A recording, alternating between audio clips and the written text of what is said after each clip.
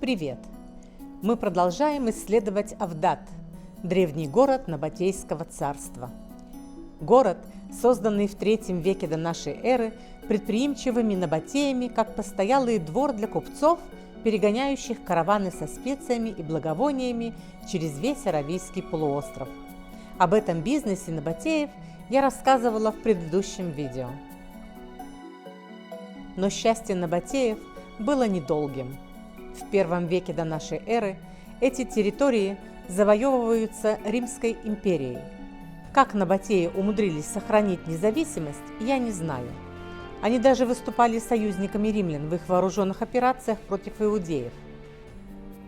Вероятно, сыграло роль то, что у набатеев был налаженный бизнес с перегонщиками караванов. А что стоит умение добывать в пустыне воду? Но жить без роскоши и комфорта римляне не могли. И они перестраивают города, и в том числе Авдат, в соответствии с их представлениями о красоте и удобстве.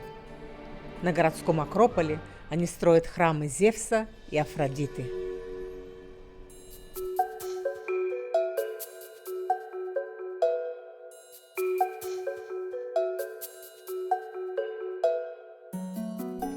Римская вилла. Несколько комнат, цистерна с водой,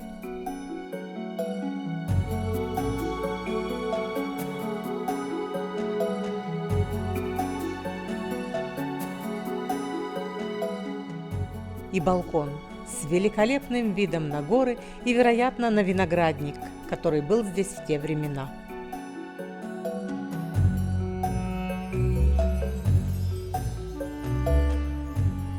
Еще одно свидетельство прекрасной организованности римлян в их стремлении к комфорту – римская баня.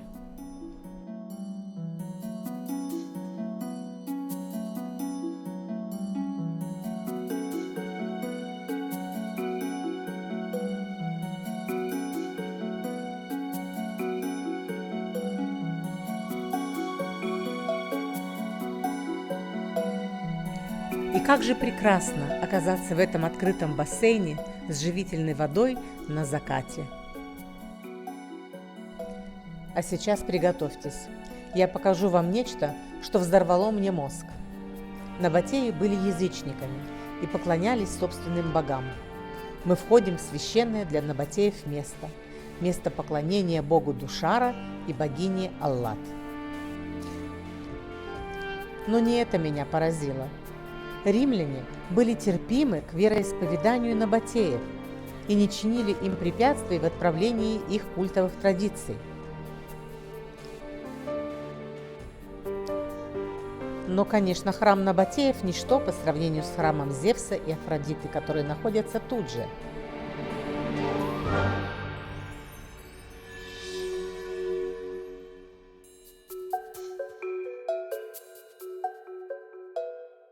Византийская крепостная стена. Она неплохо сохранилась.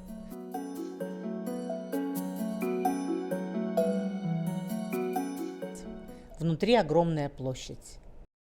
По периметру несколько смотровых башен.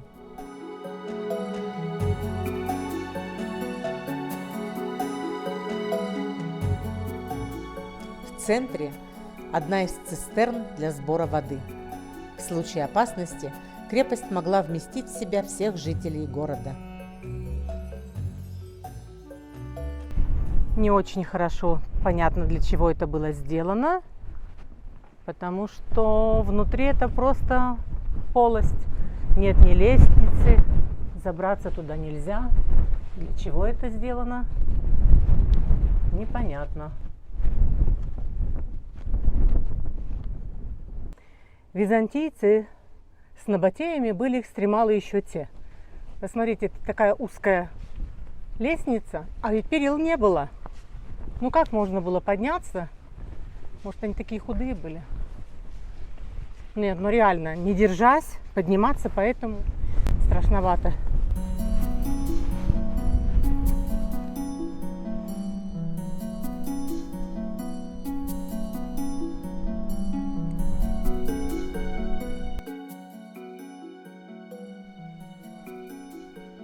Так. О май гад. Нет, это только вот так. Мамочки.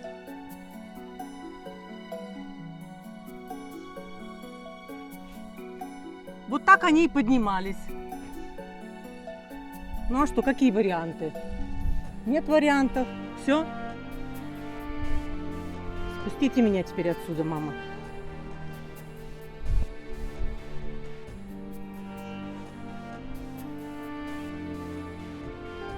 А второй вариант. Вот так. Ой, вот так легче.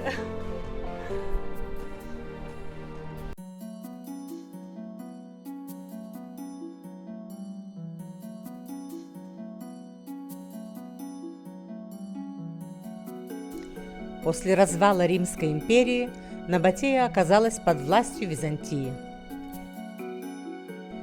В 324 году император Константин провозгласил христианство официальной религией, и набатеи приняли христианство.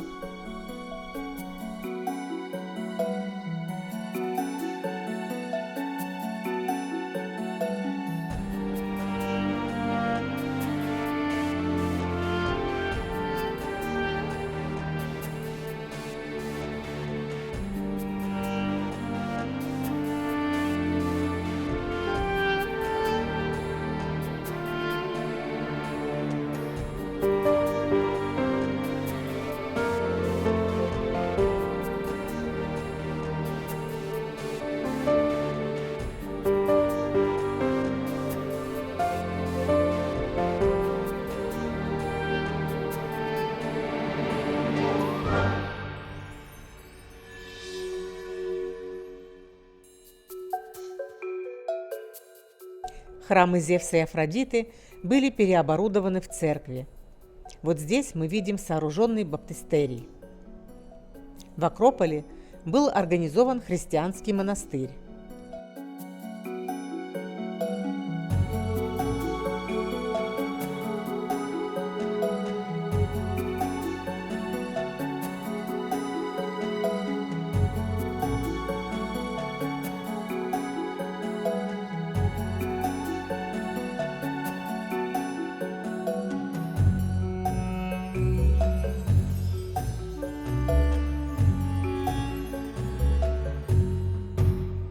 Умение собирать и сохранять воду позволило набатеям превратить безжизненную пустыню в цветущий оазис. Сейчас даже представить себе сложно, что здесь, в каменной пустыне Негев, набатеи выращивали виноград и оливы. Это казалось бы фантастической выдумкой, если бы не эти доказательства. Часть от маслодавильного пресса и вот эта винодельня, от которой у меня просто снесло голову.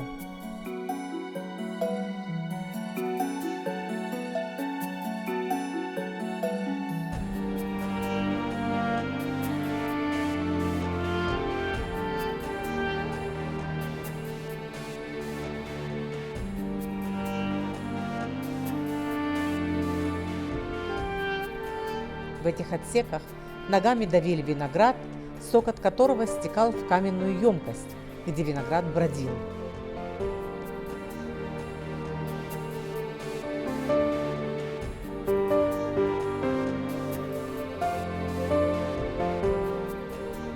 Все это так невероятно, что встретясь в эту минуту настоящего живого набатея, то, наверное, даже не удивилась бы.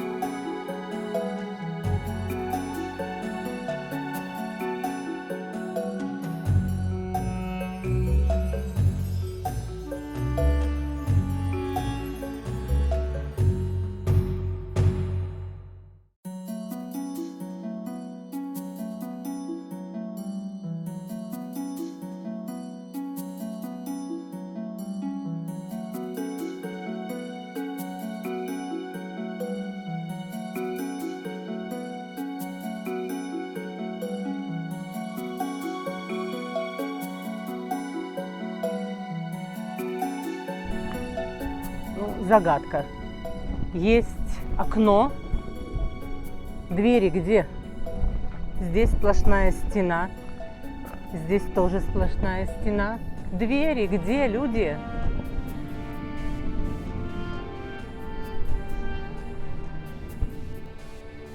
Вот представляете, в пустыне выстроить такой город.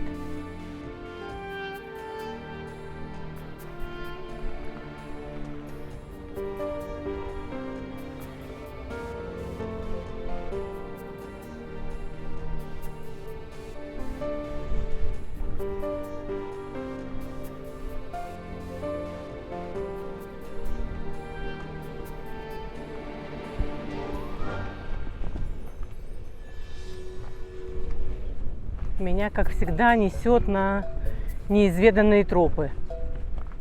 Здесь ничего не помечено, и я понятия не имею, что здесь. Но заглянуть хочется.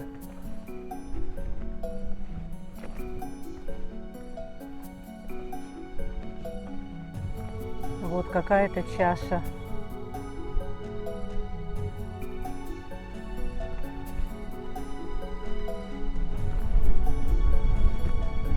Ну и все.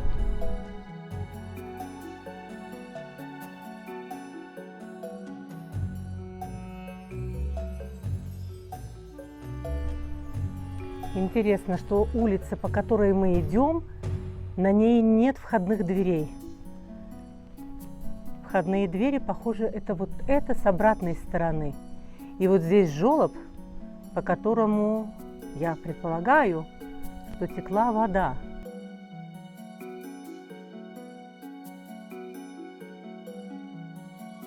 Интересно, что все дома, у них пол заземленный.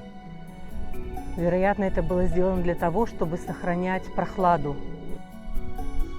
Вход в дома по ступенькам. То есть, заходя в дом, ты спускаешься немножечко вниз.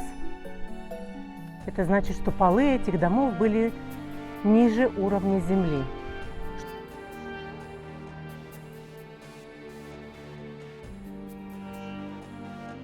В Нижнем городе, в пещерах, были оборудованы склады, в которых хранились продовольствие и вино.